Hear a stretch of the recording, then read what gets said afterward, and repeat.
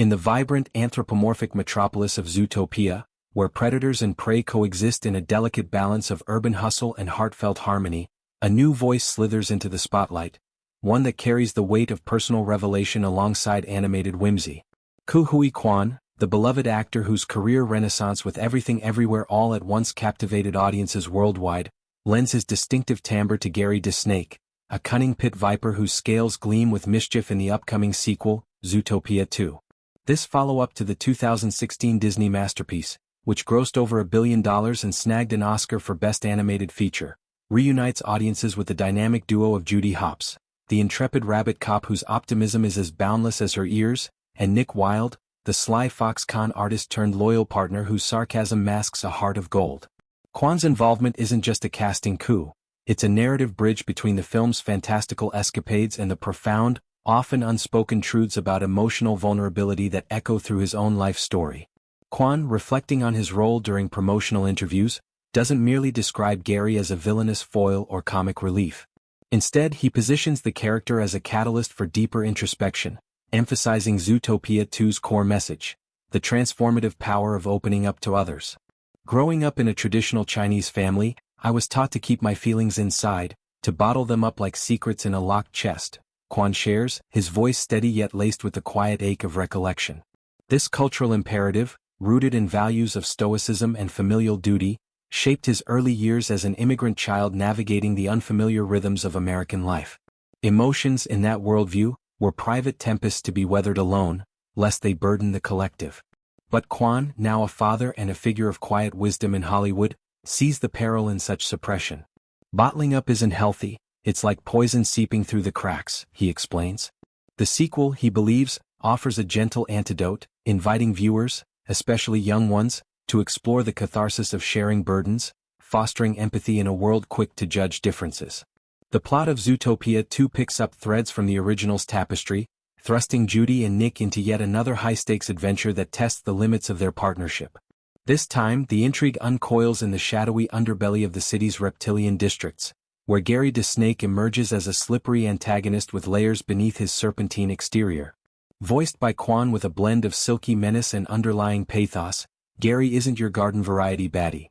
He's a product of his environment, a viper whose strikes stem from survival instincts honed in a society that views his kind with suspicion. As Judy and Nick infiltrate this clandestine world, perhaps chasing leads on a string of mysterious heists that threaten Zootopia's fragile peace, they must confront not just external threats but the internal baggage that hampers their synergy. The rabbit's unyielding drive clashes with the fox's guarded wit, their differences amplified by echoes of upbringings marked by prejudice and self-doubt. Quan's Gary becomes the mirror that forces this reckoning, his confessions, whispered in hiss-laden asides, revealing vulnerabilities that humanize even the most slithery of souls. Director Byron Howard, returning to helm the sequel alongside a team of visionary animators, underscores this thematic evolution with characteristic Disney finesse. Judy and Nick have come so far, but every great team has to unpack the pros and cons of their dynamic, Howard notes. The film delves into the baggage from their upbringing, Judy's farm-girl idealism tempered by urban cynicism, Nick's street-smart cynicism softened by genuine connection, requiring them to navigate emotional minefields with the same ingenuity they apply to chases and capers. Vulnerability, Howard asserts, is the true hero's journey here. Communication isn't portrayed as a saccharine ideal but as a gritty necessity, fraught with awkward pauses and half-spoken fears. In one pivotal sequence, imagined through storyboards that leak hints of emotional depth, Judy and Nick find themselves cornered in Gary's lair, a labyrinth of coiled pipes and flickering neon that mirrors their tangled psyches. As the viper circles, his taunts peel back defenses, prompting a raw exchange where Judy admits her fear of failure, and Nick reveals the scars of childhood hustles. It's in this crucible that differences transmute from divides to strengths, a lesson Quan embodies vocally, his delivery infusing Gary's lines with a nuance that lingers long after the credits. Complementing Quan's standout turn is an ensemble of voice talent that enriches Zootopia's eclectic ecosystem. Patrick Warburton, the gravel-voiced maestro behind Kronk in The Emperor's New Groove, slips into the feathers of Mayor Brian Windancer, a pompous avian leader whose bluster conceals a flock's worth of insecurities. Warburton's booming timbre turns bureaucratic banter into belly laughs, as the mayor flaps about in futile attempts to maintain order amid the chaos Gary unleashes. Then there's Fortune Feimster, the comedian whose infectious energy lit up the Mindy Project, voicing Nibbles Maple Stick, a beaver with a penchant for woodworking puns and unfiltered candor. Feimster's Nibbles serves as comic relief with substance, her dam-building expertise literally holding back floodwaters during a climactic deluge sequence, while her quips underscore the film's emotional ethos.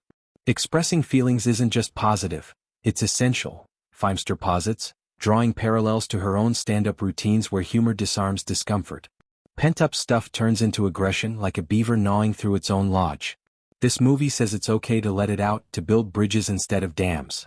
At its heart, Zootopia 2 expands the original's allegory for diversity into a fuller exploration of emotional literacy, a timely salve for a polarized era.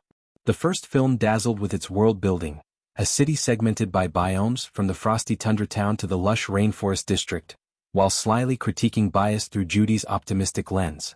The sequel doubles down, introducing reptilian subcultures that challenge Zootopia's melting pot mythos. Gary's arc, under Quan's guidance, becomes a poignant case study, a predator whose monstrous form belies a yearning for belonging, much like Quan's real-life journey from child star in Indiana Jones and the Temple of Doom to Oscar winner confronting Hollywood's typecasting. Quan's hiatus from acting, a self-imposed exile amid industry shifts, mirrors Nick's redemption. Both emerge stronger, their voices amplified to advocate for the marginalized. He speaks of the role as serendipitous, a chance to instill in his children, and a generation, the value of verbalizing the invisible weights we carry.